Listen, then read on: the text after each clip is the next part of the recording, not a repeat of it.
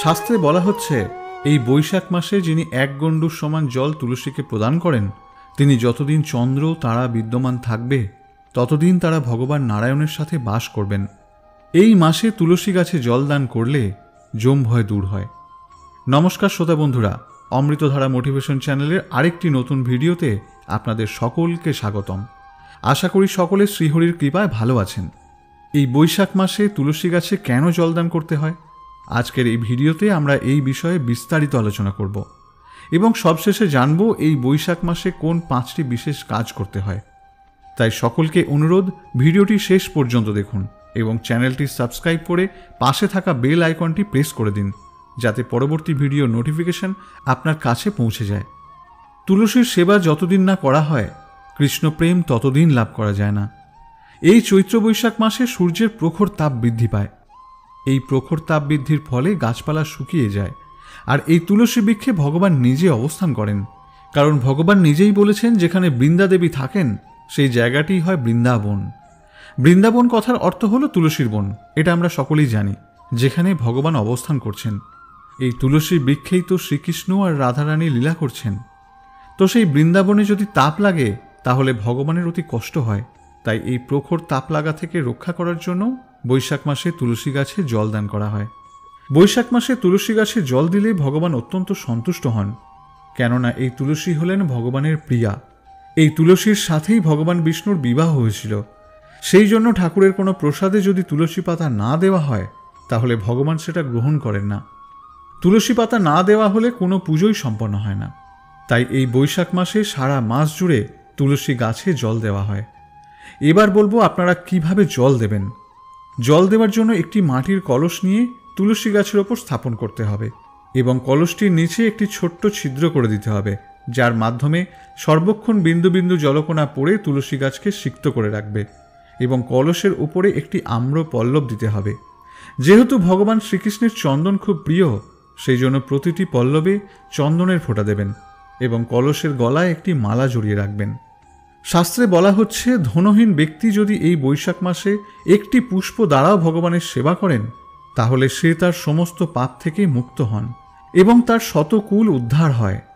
তুলসীপত্র প্রতিদিনই ভগবানকে নিবেদন করলে ভালো, তবে শাস্ত্রে বলা হয়েছে বৈশাখ মাসে কেউ যদি গৌরবর্ণ ও কৃষ্ণবর্ণ তুলসীপত্র ও মঞ্জুরি দ্বারা ভগবান শ্রী মধুসূদনের ভজনা করেন তাহলে তিনি নারায়ণ সদৃশ হন, অর্থাৎ নিত্য বৈকুণ্ঠে বাস হেতু তার নারায়ণের সান্নিধ্য লাভ হয়। তাকে পুনরায় এই সংসারে জন্মগ্রহণ করতে হয় না। যে সমস্ত মানুষ বৈশাখ মাসে তুলসী দ্বারা ত্রিসন্ধ্যাকাল শ্রীবিষ্ণুর পূজা করেন তার আর পুনর্জন্ম হয় না। এই বৈশাখ মাসে আপনারা তুলসী বৃক্ষ রোপণ করতে পারেন। দান দক্ষিণা বা বহুযজ্ঞ অনুষ্ঠান করলে যে ফল লাভ হয়, শ্রীহরির প্রিয় তুলসী রোপণ করলে কোটি গুণ ফল লাভ হয়। যে মানুষ তুলসী মূলের মৃত্তিকা মস্তকে ধারণ করেন তার সর্ববিঘ্ন নাশ হয় এবং সমুদয় গ্রহ তার প্রতি প্রসন্ন হন। কথিত আছে পুষ্কর আদি তীর্থ, গঙ্গা আদি নদী, বাসুদেব আদি দেবতারা তুলসীর দলে বাস করেন। তুলসী যেখানে থাকেন তার চারিদিকে 1 ক্রোশ পর্যন্ত ভূমি পবিত্র থাকে। যারা তুলসীর কাছাকাছি প্রাণ ত্যাগ করেন তাদেরকে আর নরক যন্ত্রণা ভোগ করতে হয় না। মৃত্যুর পরে সেই ব্যক্তি বিষ্ণু লোকে গমন করেন। এই মাসে কিছু ত্যাগ করবেন, অর্থাৎ আপনারা যেটা ভালোবাসেন সেটা এই মাসে গ্রহণ করবেন না, যেমন ফল, দুধ বা অন্য কিছু আপনার প্রিয় খাবার। তবে ভগবানকে নিবেদন করে এই মাসে প্রসাদ গ্রহণ করতে পারেন। যারা আমিষ খান তারা এই মাসে সংকল্প করুন যে আমরা এই মাসে কোনোরূপ আমিষ খাবার গ্রহণ করব না। যারা আমিষ ছাড়তে পারবেন না তারা স্নান করার পর সকালে তুলসী দেবীকে জল প্রদান করতে পারেন। যারা প্রতিদিন জপ করেন না তারা এই মাস থেকে জপ শুরু করার সংকল্প করুন।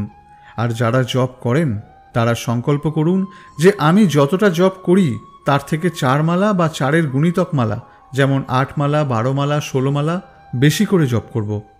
প্রতিদিন ভাগবত গীতা পাঠ করবেন বা শ্রবণ করবেন, ভগবানের লীলা মহিমা কীর্তন করবেন, ভগবানকে সর্বদা স্মরণ করবেন আর ব্রহ্মচর্য পালন করবেন। এই বৈশাখ মাসে তুলসী দেবীর কৃপা লাভের জন্য তুলসী গাছে জলধারা প্রদান করবেন। সকাল থেকে সন্ধ্যা পর্যন্ত জল দিতে পারেন, তবে সূর্যাস্তের পরে কখনোই তুলসী গাছে জল দেবেন না।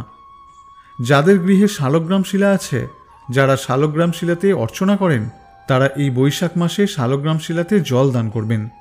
কেউ যদি এই বৈশাখ মাসে শালগ্রাম শিলাতে জল দান করেন আর সেই চরণামৃত পান করেন, তাহলে তিনি ভগবান শ্রী হরিকে সন্তুষ্ট করে ভগবত ধামে গমন করেন। এই বৈশাখ মাসে আপনারা ব্রাহ্মণ এবং বৈষ্ণবকে দান করতে পারেন বা কোনো মন্দিরে দান করতে পারেন। ভগবানের সেবার জন্য ব্রাহ্মণ বৈষ্ণবকে ভোজনের জন্য নিমন্ত্রণ করে গৃহে ভোজন করাবেন। বৈশাখ মাসে কেউ যদি দানযোগ্য ব্রত ও স্নান করেন, তাহলে তার সর্বপাপ বিনষ্ট হয়। ব্রাহ্মণকে তিল, যব, ছাতা, পাদুকা, অন্ন, বস্ত্র, গাভী এবং স্বর্ণ দান করতে পারেন। এইভাবে আপনারা বৈশাখ মাস পালন করবেন। শাস্ত্রে বলা হচ্ছে, বৈশাখ মাস পালন করলে মানবগণ অশ্বমেধ আদি যজ্ঞের ফল প্রাপ্ত হন। এবার বলবো যে কোন 5টি বিশেষ কাজ এই মাসে করলে আপনার পরিবারের কল্যাণ হবে। প্রথম কাজটি হলো, প্রথমে ঘুম থেকে উঠে তুলসী গাছে জল ঢালতে হবে। দ্বিতীয় কাজটি হলো, তুলসীকে পরিক্রমা করতে হবে। তুলসী গাছের চারিদিকে 4 বার পরিক্রমা করবেন এবং দেখবেন যাতে কোনোভাবে তুলসীর ছায়া আপনার পায়ে না লাগে, তাই একটু দূর দিয়ে তুলসী গাছের পরিক্রমা সম্পন্ন করবেন। 3 নম্বর কাজ হলো, শ্রীকৃষ্ণের চরণে তুলসীপত্র অর্পণ করবেন। এতে ভগবানের অত্যন্ত কৃপা লাভ করতে পারবেন এবং মনে কৃষ্ণ প্রেমের উদয় হবে। 4 নম্বর কাজটি হলো, তুলসীর মঞ্জুরি যদি থাকে, সেই মঞ্জুরি আপনি ভগবানের উদ্দেশ্যে অর্পণ করবেন। বলা হয় যে ভগবানকে সোনার মালা পরাতে হয়, কিন্তু অর্থের অভাবের জন্য আমরা সোনার মালা সবাই পরাতে পারি না। তাই তুলসী মঞ্জুরি দিয়ে যদি একটি মালা গেঁথে ভগবানের গলায় পরিয়ে দিতে পারেন, তাহলে সেটা স্বর্ণমালা পরানোর সমান পূর্ণ ফল লাভ হয়। 5 নম্বর কাজটি হলো, কৃষ্ণের প্রসাদ দান করতে পারেন বা কোনো বৈষ্ণব এবং ব্রাহ্মণকে কিছু ভোজন করাতে পারেন। তাহলে অনেক অনেক জন্মের সঞ্চিত ফল পাওয়া যায়।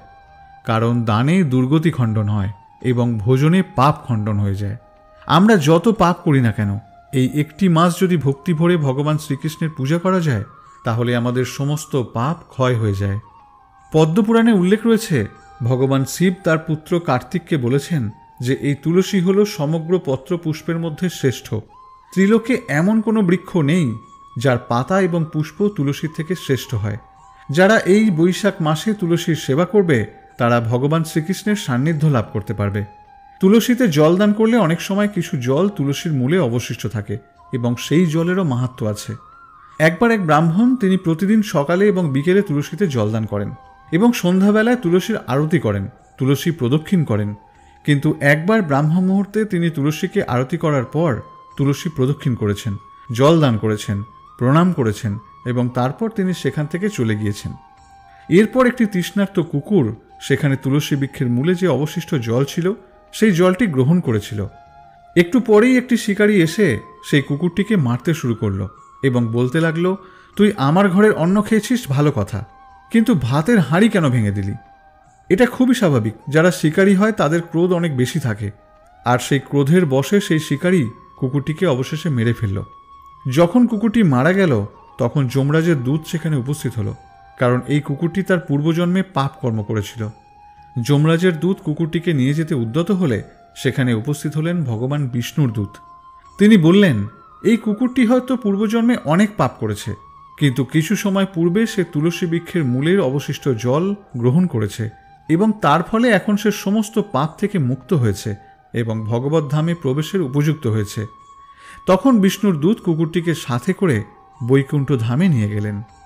তাই সকলকে অনুরোধ, এই বৈশাখ মাসে পরিবারবর্গের সাথে তুলসী গাছে জল প্রদান করুন। বন্ধুরা, আজ এ পর্যন্তই। ভিডিওটি আপনাদের ভালো লাগলে অবশ্যই একটি লাইক করবেন, পারলে শেয়ার করবেন এবং চ্যানেলটি সাবস্ক্রাইব করে পাশে থাকবেন। আপনাদের যদি কোনো মতামত থাকে তাহলে কমেন্ট করে জানাতে ভুলবেন না। ফিরে আসছি নতুন কোনো ভিডিও নিয়ে। ততক্ষণ পর্যন্ত সকলে ভালো থাকুন, সুস্থ থাকুন। নমস্কার।